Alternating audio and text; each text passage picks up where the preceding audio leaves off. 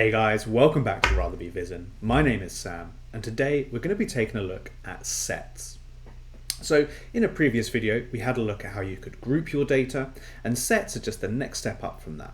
What a set allows you to do is to essentially create a dynamic group that will update as your data updates, and also is usable within set actions on your dashboards. So unlocks a whole wealth of different possibilities within your dashboards. So without me blabbering on too much, let's hop into Tableau and have a look at what sets are and how they work.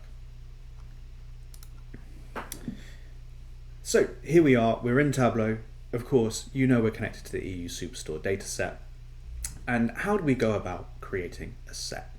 Well, much like groups, you can create sets through that right-click Create menu. So I'm just going to build out a quick little view and then we can have a look at how it works. So I'm going to bring in my product names and I'm going to bring in the sales values here. Actually, I'm going to have that on label so now we can see the sales value. I might also want to bring in the quantity that we've had sold, and I'm also going to just restrict this to be in a particular category. So let's add the filter and let's just have a look at furniture. Okay, so now to create our set, as I say, what we're going to do is we're just going to right click on our product name. We're going to come to create and then we're going to pick set. And then we get our set creation dialog box.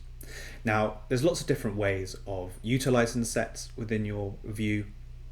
The most common is to highlight certain elements, and you can utilize dashboard actions in order to pull that through. So you can add and remove members from the set using a dashboard action, and we'll have a look at that a little bit later. But when we're first creating a set, you can see we've got three different options of how we can pick members to be within this set. So the first one is the standard, the general tab, where you can go through and you can tick certain elements to be included within that set. But where it's most useful is condition and top. So in condition, we can say actually by field, I want to have a look at sales. I want to do a sum, and if it is greater than 1000, then I want to include this within my set. So I click OK on that. You can see I've now got my product name set over in my data pane. A set is always indicated by this little Venn diagram. And if I bring that in onto my rows, you can see we now get in and out. So a set is basically like a Boolean field, so it's either in or it's out of the set. So the value of my sales is either over £1,000 or it is under. And you can see that's what we've got here. So my black clock is out because we've only had £925 worth of sales, but my duo pack of clocks is in because we've had over £1,000 worth of sales. And this is dynamic. So as this updates, as I get more data in here, if my black clock suddenly goes over that £1,000 sales mark, then it will be included in that group. So the other way of being able to set up your set or configure your set as set up your set is very confusing, is by using top. So very similar to when you do a filter with a top filter, you can say actually I just want to see the top 50 by sales, click apply and OK, and we can see that now a lot of these are coming as out. So if I drag this over onto my filters and just pull through my ins, we can see that across my data set we have 26 or 13 different products that fall within that top 50. Now if we were to add our furniture to context, you can now see we now get our 50 different items. So sets are really useful at being able to set up that dynamic sort of grouping within your view. But where they really come into their own is you're able to combine sets. So if I start again, I've got all of my products here and I'm going to edit my product name set, and I'm going to say I want to pull through the top 50 by profit and click apply. Then I'm going to duplicate this one, I'm going to edit it, and I'm going to call this product name sales set, and I'm going to say this time I want the top 50 by sales. click apply. And so now we've got our two sets. And what we're able to do is to create a combined set to say, does this product sit in both of these? So if you select both of them, right click and create combined set, you now get your create combined set dialog box. So the name I'm going to put in here is top 50 sales and profit. And you get to choose how you want to combine the sets. So you can choose all members in both sets. So if you want to include everything, select that one.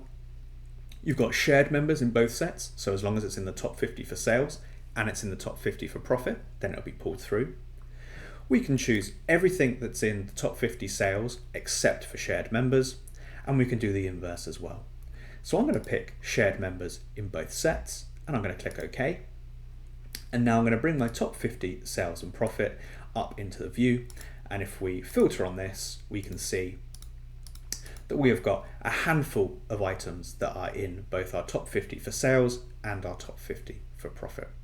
And again, this is dynamic. So as those values change and as they move in and out of the top 50 for either of those, they'll drop in and out of the set.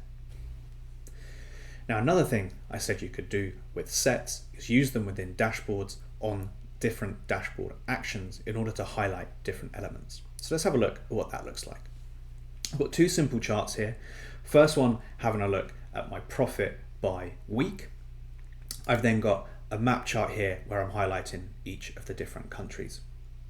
Now what I'm going to do is I'm going to come into my country region, I'm going to right click and I'm going to create a set. And I'm not going to select any of these options at the moment. I'm going to click OK, and now I've got my new country region set, which currently has nothing in it. I'm going to drag that and drop that onto color, and you'll see my whole chart turns grey because all of my countries are currently out of the set. Now if I come over to my dashboard where I've got both my weekly profit and my country chart on there, I'm going to come up to dashboard and then dashboard actions. I'm going to add an action for changing set values, so the bottom one. And in here, I'm going to call this country selection.